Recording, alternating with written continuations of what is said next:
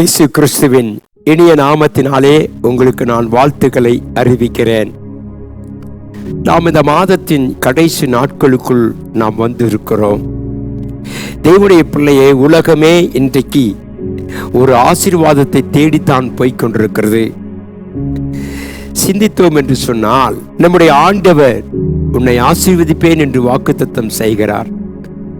ஆதியாகமத்தின் புத்தகம் 26ஆம் அதிகாரம் 3வது வசனத்தை நாம் வாசித்தோம் என்று சொன்னால், இந்த தேசத்திலே வாசம் பண்ண நான் உன்னோடு கூட இருந்து உன்னை ஆசீர்வதிப்பேன். தேவனுடைய பிள்ளையே, தேவனுடைய வார்த்தை வாக்குத்தத்தம் என்ன? நான் உன்னோடு கூட இருந்து உன்னை ஆசீர்வதிப்பேன். ஆசீர்வாதம் என்றால் நாம் அநேக காரியங்களை நாம் சிந்திக்க முடியும். தேவனுடைய பாதுகாப்பு, பரலோகத்திலிருந்து வருகிற செழிப்பு, ஒரு நன்மை, ஒரு இடத்திலிருந்து நமக்கு கிடைக்கிறதான mercy, blessing, இவையெல்லாம் கர்த்தர் நமக்கு ஆசீர்வாதத்தை குறித்து சொல்லுகிறார். ஒரு மனிதன் தன் வாழ்க்கை நடத்துவதற்கு அவனுக்கு தேவையானது ஆசீர்வாதம். இந்த ஆசீர்வாதத்தை கர்த்தர் வாக்குத்தத்தம் செய்து சொல்லுகிறார். நீ இங்கே தங்கிரு, நான் உன்னை ஆசீர்வதிப்பேன். எனக்கு அன்பான தேவ பிள்ளையே, இந்த கால வேளையில இந்த உலகமே இந்த ஆசீர்வாதத்தை நோக்கித்தான் போய்கொண்டிருக்கிறது. பல வழிகளிலே, பல சூழ்நிலைகளிலே மனிதன் முன்னேற வேண்டும் என்று விரும்புகிறான்.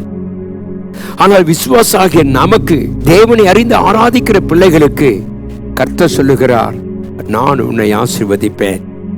நம்முடைய விசுவாசம், நம்பிக்கை கர்த்தர் மேல் இருக்குமானால் அவர் நம்மை ஆசீர்வதிக்கிறவர். எப்படி ஆசீர்வதிக்கிறாராம்? உன்னதத்தின் ஆசீர்வாதத்தினால்.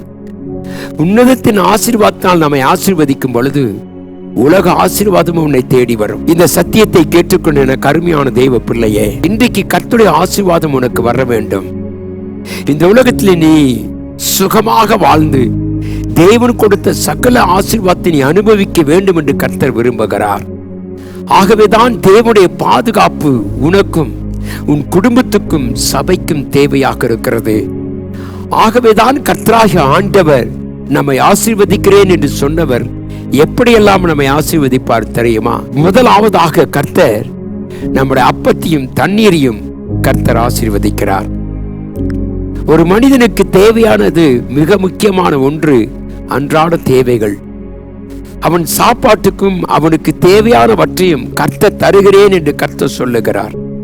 யாத்ராகமத்தின் புத்தகம் 23ஆம் அதிகாரம் 25 நாம் வாசிக்கும் பொழுது, கர்த்தர் அவனுக்கு எல்லா தேவைகளையும் கர்த்தர் சந்திக்கிறேன் என்று சொல்லுகிறார். இந்த வசனத்தை கேட்டுக்கொண்டிருக்கிற என் தேவ பிள்ளையே, நம்முடைய வாழ்க்கையில கர்த்தர் நமக்கு அப்பத்தையும் தண்ணீரையும் எதற்கு தருகிறார்? நாம் இந்த உலக வாழ்க்கையிலே போகும் பொழுது சோர்வுகள், பலவீனங்கள், வியாதிகள் நம்மை தாக்கும் பொழுது நம்முடைய ஆண்டவர் நமக்கு அப்பத்தையும் தண்ணீரையும் கொடுத்து, வேத வசனத்தையும் அபிஷேகத்தையும் கர்த்தர் கொடுத்து நம்முடைய சோர்வை மாற்ற விரும்புகிறார். எலியாவை எடுத்துக்கொள்வோம் தேவ பிள்ளையே. எலியாவை கர்த்தர் ஆசீர்வதித்து மேன்மைப்படுத்தினார். அவனை ஆசீர்வதித்து அவன் சோர்விலே கர்த்தர் அவனோடு கொண்டிருந்தவனை விடுதலையாக்கினார். உன்னை ஆசீர்வதிக்கிறேன் என்று அவனுக்கு அப்பமும் தண்ணீரையும் கொடுத்து கர்த்தர் அவனை ஆசீர்வதித்தார். தேவனுடைய பிள்ளையே, இன்றைக்கு நம்முடைய வாழ்க்கையிலே தேவன் கொடுக்கிற வசனத்தின் மூலமாக நம்முடைய ஆத்மா சோர்வு மாறும், நம்முடைய சரீர பலவீனங்கள் மாறும். ஆகவேதான் கர்த்தராய் நான் உன்னை ஆசீர்வதிப்பேன். இந்த உலகத்தில் யாரும் அல்ல, தேவன் ஒருவரே நம்மை ஆசீர்வதிக்கிறவர். அவருடைய வார்த்தையில் நிலைத்திருப்போம், அவருடைய வாக்குத்தத்தங்களை பற்றி கொள்ளுவோம், அவரோடு கூட நிலைத்திருப்போம், அவரை ஆண்டவர் என்று ஆராதிக்க கற்றுக்கொள்வோம். அப்பொழுது வேதம் சொல்லுகிறது, நான் உன்னை ஆசீர்வதிப்பேன். எப்படியெல்லாம் கர்த்தர் ஆசீர்வதிக்கிறார்? நம்முடைய கையின் பிரயாசங்களை கர்த்தர் ஆசீர்வதிக்கிறார். உன் குடும்பத்தின் தேவைகளை கர்த்தர் சந்தித்து ஆசீர்வதிக்கிறார். உன் சரீரத்தில் நன்மைகளை கொடுத்து கர்த்தர் ஆசீர்வதிக்கிறார்.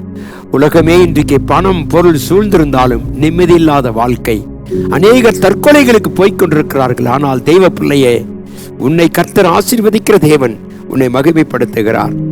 நாம் சோர்ந்து போகும் பொழுதெல்லாம் வேத வசனத்தை வாசித்து தியானித்து நாம் கர்த்தருக்குள் நெருங்கி இருப்போம். கர்த்தாவே, நீர் எங்களை ஆசீர்வதியும். இந்த காலவேளை தேவனுடைய பிள்ளையே, உன்னை ஆசீர்வதிக்கிற தேவன் உன்னோடு கூட இருக்கிறார். சோர்ந்து போக வேண்டாம். இன்றைக்கு நிலைமை என்ன என்பது கர்த்தருக்கு தெரியும். இந்த செய்தியை கேட்டுக்கொண்டிருக்கிற அருமையான யூடியூப் நேயர்களே, இன்றைக்கு உன் சோர்வை மாற்றுவதற்கே கர்த்தர் உன்னை ஆசீர்வதிக்க வருகிறார். உன் அப்பத்தையும் தண்ணீரையும் ஆசீர்வதிக்கிறார். அப்பம் என்பது தேவ வார்த்தைகளுக்கும் தண்ணீர் என்பது பரிசுத்த ஆவிக்கும் அடையாளமாக இருக்கிறவனை இவைகளை கர்த்தர் தம்முடைய பிள்ளைகளுக்கு கொடுத்து நம்மை ஆசீர்வதிக்கிறவர். ஏனென்றால் அவர் உண்மையில் அன்புள்ளவராக இருக்கிறவர், உன்னை நேசிக்கிறவராக இருக்கிறவர், உனக்கு நன்மை செய்கிறவர். இந்த தேவனை விட்டு விடாதே. கர்த்தரை இந்த கடைசி நாட்களை பற்றிக்கொள். அவரே நம்மை ஆசீர்வதித்து கனப்படுத்துவாராக. நாம் கண்களை மூடி ஜெபிப்போம்.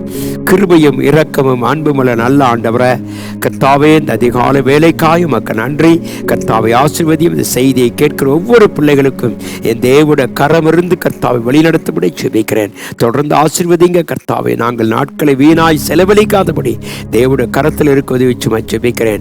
சகலத்தையும் பொறுப்பேற்றுக் கொள்ளும் ஆசீர்வதியும் புதிய கிருபைகளை தாரும். தொடர்ந்து உம்முடைய கரம் எங்களோடு கூட இருக்கும்படியா இயேசுவின் நாமத்தில் ஜெபிக்கிறேன் எங்கள் அன்பின் நல்ல தகப்பனே. ஆமென். கர்த்தர் தாமே நம்மை ஆசீர்வதித்து மகிமைப்படுத்துவாராக. ஆமென்.